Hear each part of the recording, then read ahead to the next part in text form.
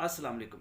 कोई भी जड़ी बूटी इस्तेमाल करने से पहले उसका एनालिसिस करना, उसकी तहकीक करना, ये बहुत ज़रूरी है। नो डाउट कि जड़ी बूटियों को आप समझते हैं कि नुकसान नहीं होता, लेकिन याद रहे जब एक चीज़ को ये फ़ायदा दे रही हैं तो दूसरे के लिए ये नुकसानदेह भी हो सकती हैं। तो उसकी तहकीक करना एक मुहक्कक का जो है वो राइट है, वो उसका हक है। उसको ज़रूर पढ़े, उसके बारे में रिसर्च करे, उसके बारे में जितना भी लिटरेचर है उसको रीड करे, उसके बाद वो उस पर काम करे तो ये बेहतर होगा।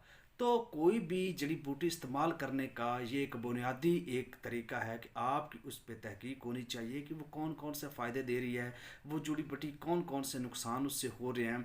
फॉर एग्ज़ाम्पल कोई एक जड़ी बूटी आप इस्तेमाल कर रहे हैं, वो आपके मैदे के लिए तो फ़ायदा मंद है, आपके स्टमक के लिए तो फ़ायदा मंद है, लेकिन हो सकता है उसकी वजह से आपकी जो आंखों की है वो वीकनेस हो सकती है, आपके दिमागी पट्टों पर असर पड़ सकता है।